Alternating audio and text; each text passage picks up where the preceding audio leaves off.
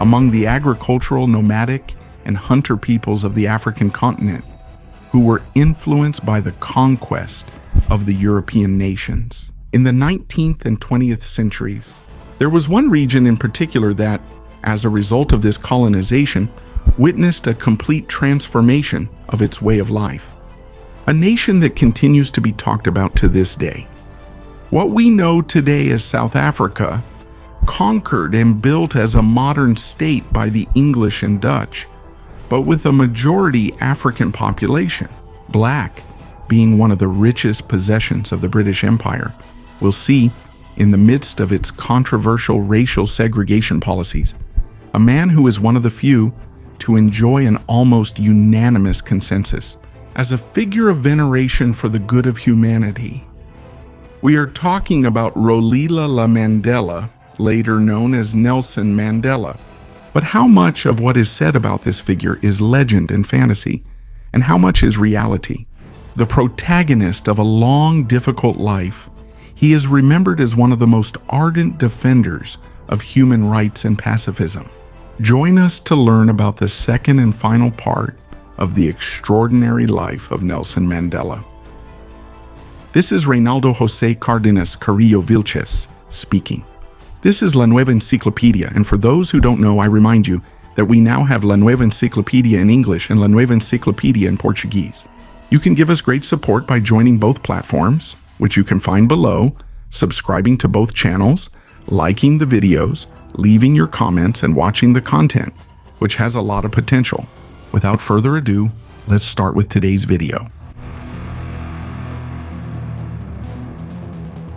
So, ahead of the trial, in December 1956, the accused, including Nelson Mandela, are released on bail. In January of the following year, 1957, the first hearings begin and continue until September, when the process is put on hold, to be reactivated in January 1958, when they finally manage to appoint the judges to carry out the trial, which finally begins on August 3rd of that year. The government, which was the plaintiff, reformulates the charges and changes them from, quote, trial for treason to, quote, incitement to a violent communist revolution.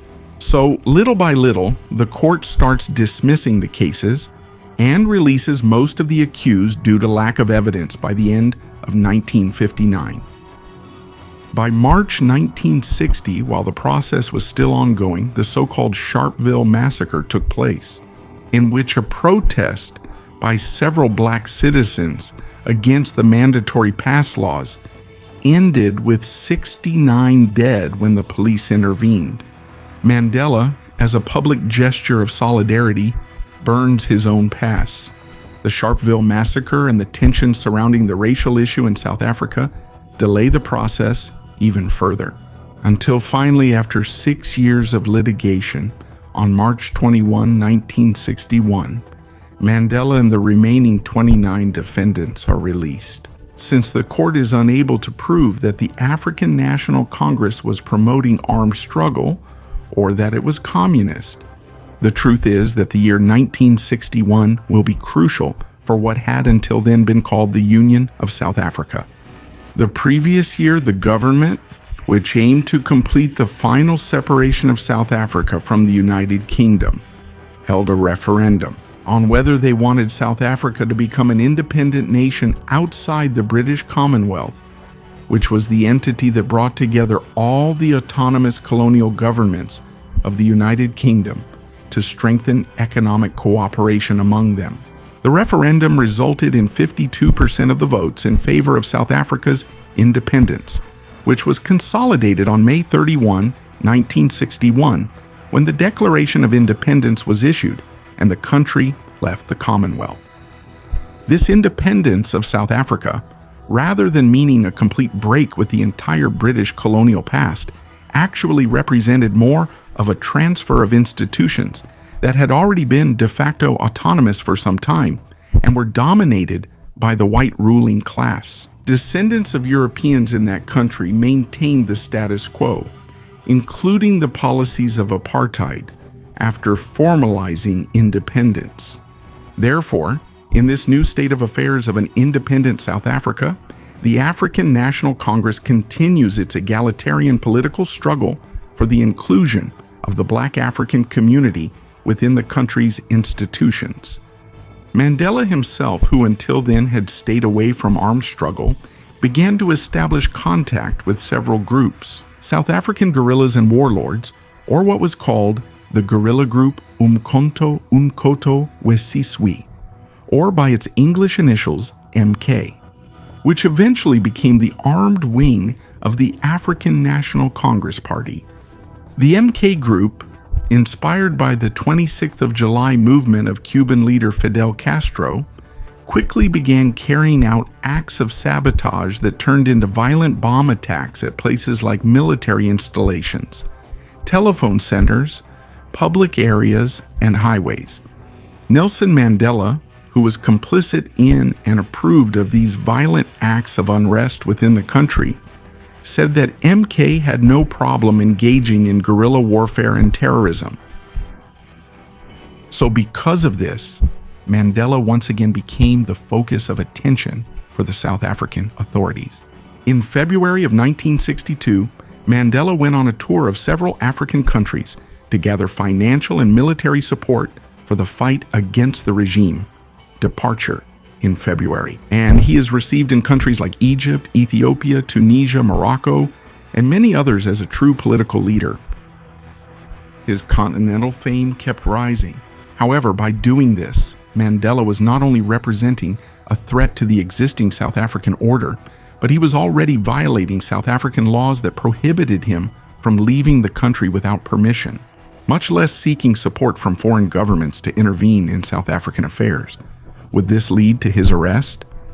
On August 5, 1962, some sources claimed that Mandela was betrayed and handed over by his own comrades, although the fact is that Mandela was now once again facing a trial for illegally leaving the country and inciting public disorder. However, in the middle of the trial, in July 1963, the authorities obtained information that proved Mandela's affiliation with the guerrilla group MK. This gave rise to the so-called Rivonia trial, a judicial process that formally began on October 9, 1963, after the large amount of documentary, photographic, and even testimonial evidence that the government collected in successive raids on members of the African National Congress and MK. The following charges were added to Mandela due to his newly proven connections with MK: sabotage, conspiracy to overthrow the government, and promoting an armed revolution against the government. Thus, after several months of hearings, the compelling and credible evidence gathered by the government against Mandela led Judge Quartus de Wet to sentence Mandela to life imprisonment on June 12, 1964. So Mandela was transferred the next day, June 13, to Robben Island Prison on the outskirts of Cape Town, beginning what would be a long captivity of nearly 26 years.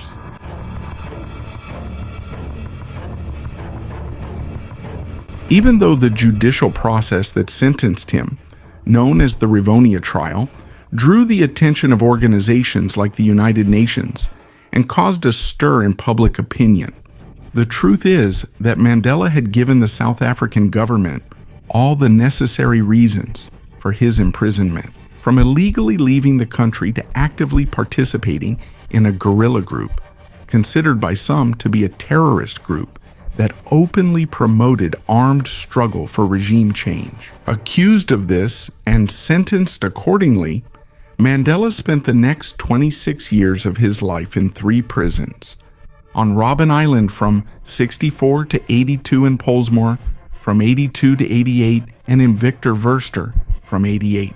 Until 1990, Mandela's life had been reduced from the most intense political activism to the most monotonous daily routine.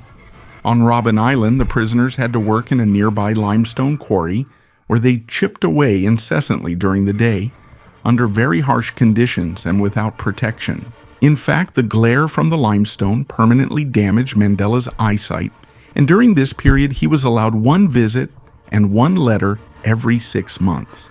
During this time, his mother and one of his daughters also died, and he was forbidden to attend her funeral. At the same time, he supplements the few hours of rest with correspondence law courses, meditation, and physical exercise. After his transfer to Pollsmoor in 1982, the conditions of his imprisonment improved. He is relieved from forced labor and allowed to receive visits, which he discreetly uses to maintain contact with the African National Congress and other political leaders. He played an important role, from within the prison, in the fight against racial segregation policies. By 1985, the South African government, under then-President Peter Botha, offered Mandela his freedom on the condition that he renounce violence as a method of political struggle. And Mandela rejects this offer without hesitation. These actions and the time he had already spent in prison would make the whole world see Mandela as a true example of struggle and resistance, positioning him as one of the most influential figures of the era. However, from the second half of the 1980s onward, circumstances began to turn in Mandela's favor. First of all, South Africa experienced a severe economic crisis due to a drop in the prices of gold, platinum, and diamonds, which were the country's main mining commodities. This resulted in the state's inability to cover all necessary expenses, leading to rapid social discontent. At the same time, within a large part of the white community in South African society, a position that viewed the apartheid system unfavorably was gaining more and more ground. Influenced largely by many foreign movements, now not only black people but also an increasing number of white people were demanding the establishment of an egalitarian and democratic regime that included the black community. And on the international level, although apartheid-era South Africa was recognized by countries like the United States, France, England, Germany, and Israel, over time, a large number of international economic sanctions were imposed on South Africa with the purpose of forcing it to change its apartheid regime, isolating the country from the rest of the world in several ways. This proves that there were prominent international powers seeking to transform the order within South Africa and put an end to the long-established ruling class of European descent. By December 1988, Mandela was transferred from Pollsmoor Prison to Victor Verster Prison, located in the west of the country, where he even had a personal chef. The following year, 1989, was a pivotal year in the life of Mandela in South Africa. South African President Botha resigned from office in August for health reasons, and Frederick de Klerk, also a member of the National Party, assumed the presidency for the period from 1989 to 1994. Although de Klerk came from the same party that had promoted apartheid 40 years earlier, he believed that the system was now unsustainable and that it was bringing South Africa a high social and economic cost, with an internal civil war looming, according to what was said at the time. As a result, de Klerk began secret talks with Mandela in December of that year, 1989, to legalize the African National Congress, release political prisoners, and integrate Mandela and the black community into the country's political life. These measures are being carried out. On February 2, 1990, the African National Congress was legalized, and it was on February 11 when the long-awaited moment arrived, though some also opposed it. Mandela was released from prison. A crowd of people and a large number of national and international media witnessed that event. Later, Mandela is carried by the crowd to Cape Town City Hall, where he gives a speech, his first in 26 years of imprisonment, in which he calls for national reconciliation and the unity of South Africa, which will instantly become his defining causes. But this event, beyond the release of an imprisoned man, heralded a change in South Africa's system, and indeed, much to Mandela's delight and that of supporters of equality, the South African Assembly officially repeals it on June 17 of the following year. That is, in 1991, the famous apartheid system granting equal rights to both whites and blacks. In this way, Mandela, free, supported, and backed by the majority of the population, will now also seek to win the presidency. Mandela, newly released, does not hesitate to gather all the national and international support possible, and thus launches a true campaign to present himself as the first black candidate for South Africa's presidential elections.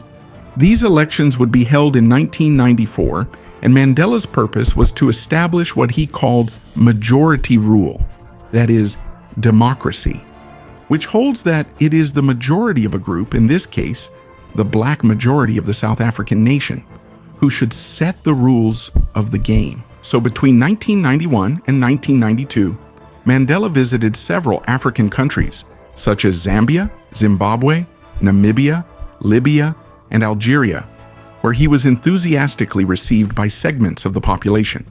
He was also received with admiration by leaders such as the British Margaret Thatcher, the French François Mitterrand, and Pope John Paul II.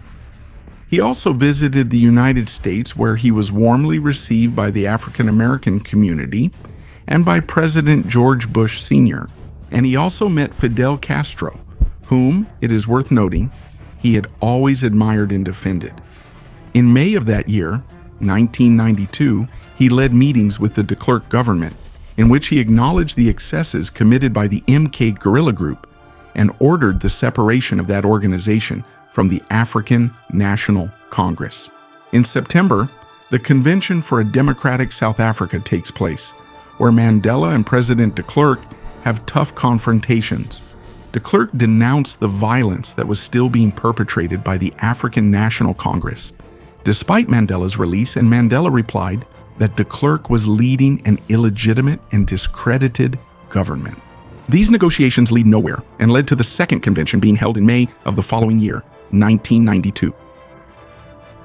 The second convention is held, pressured by a recent wave of violence throughout South Africa and by massacres like those of Boipatong and Bisho, Mandela, and de Klerk. They finally reach an agreement in which both parties, the African National Congress and the National Party, put their conditions on the table.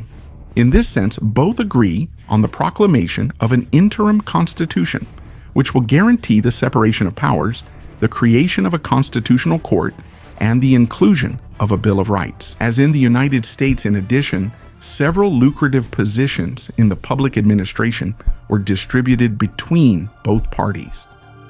After this agreement, Mandela and de Klerk received the Nobel Peace Prize in Norway. Then came the year of the 1994 general elections, in which not only the presidency was at stake, but also the National Assembly and the Senate of South Africa. From April 26 to 29, marked by extreme street violence, the elections were held in which the African National Congress was elected with 62% of the votes, becoming the leading political force to control both the National Assembly and the Senate, and consequently the presidency, which was then held by Nelson Mandela from that year until 1999. After those elections, which were the first in South African history in which the entire population participated, Mandela made history. Then on May 9, 1994, when he was sworn in as the first black president elected in the history of that nation, he also became established as an international icon of the fight against racism and the struggle for equality. His swearing in was broadcast nationally and internationally, reaching an estimated audience of 1 billion people.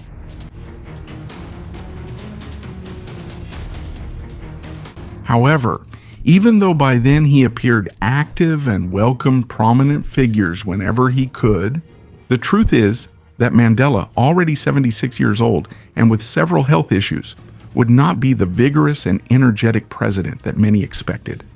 As we mentioned, Mandela's main cause was what was called national reconciliation.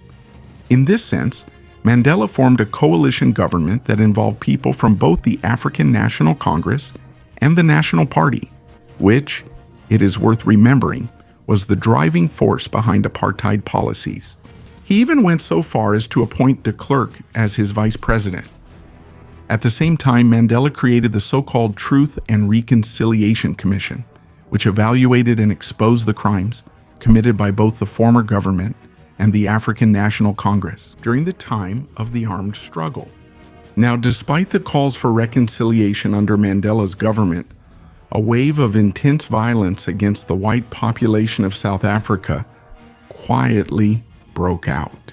Those years are remembered for multiple murders of white landowners and farmers, street fights against the population of European descent, and all kinds of violence against their businesses. There was a rapid deterioration in the quality of life for the white population in that region, now institutionally unprotected in the face of a population that resented them. This hostility against the white population became silent and gradually systematic in the following years, and even triggered the exodus of more than 7,500,000 white people from that region. So going back to Mandela, as we said, he was going to inherit a country in a rather complex and conflicted situation. With a population of 40 million inhabitants, 23 million lacked electricity and public health services. 12 million did not have access to drinking water, and 1/3 were literate. In economic terms, there was a 33% unemployment rate. Almost half of the population lived below the poverty line, and industries were not operating at full capacity. In this sense, Mandela, although strongly influenced by socialist principles, was advised by and made agreements with the International Monetary Fund, implementing a series of economic measures described as neoliberal and favorable to international capital, following the usual prescriptions of international capital, with measures such as opening up to foreign trade, reducing the role of the state, privatizing state-owned companies, among others. And in fact, with the capital the country receives.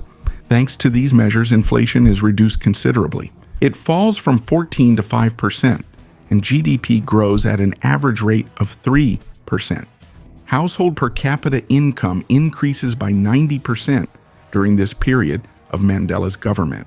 And social assistance programs, welfare benefits, and subsidies also increased considerably. Of course, there were sectors that harshly criticized Mandela on various grounds, such as the development of different public health epidemics, that a major public safety problem worsened even more in South Africa, where crime rates increased considerably at that time. Mandela stated that a new political and social order was being established in South Africa. There was a change of elites in which the country's ruling and business class would no longer be managed solely or mainly by those of European descent, but the Black African community would gain increasing influence. The speed of this replacement in that country was unprecedented compared to any other nation at that time. And this new order, which was embodied por Nelson Mandela, turned into a South Africa. The South African economy, one that became a challenge. South Africa was a challenge for the economy of. But going back to his last days of presidency, in this previously described scenario, without much sorrow, although with some glory, especially at the international level. With a picture of bright and dark contrasts, Mandela ends his term on June 16, 1999. To hand over the presidency to President Thabo Mbeki. For a while longer, Mandela continued to appear occasionally at public events, speeches, and inaugurations, but due to his advanced age, he announced his definitive retirement from politics in 2004. He would, however, continue to be a highly respected figure in the worlds of politics, culture, and even entertainment. In 2011, he began to suffer serious health problems, with multiple hospitalizations due to respiratory issues and surgery for gallstones. By June 8, 2013, a respiratory infection became complicated, and he was rushed to the hospital. After this, Mandela was never the same, and his condition remained extremely critical for the next 6 months.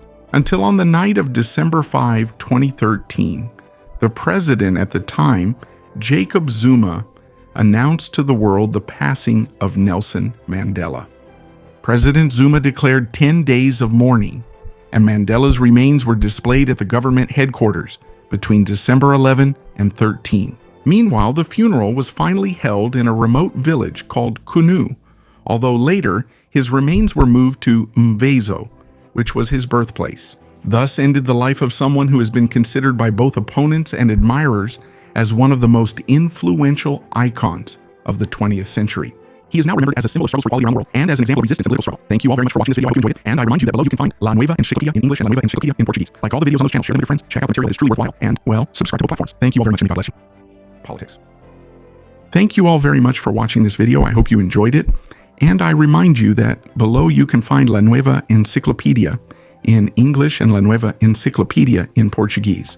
Like all the videos on those channels, share them with your friends, check out the material that's really worth it, and, well, subscribe to both platforms. Thank you all very much, and may God bless you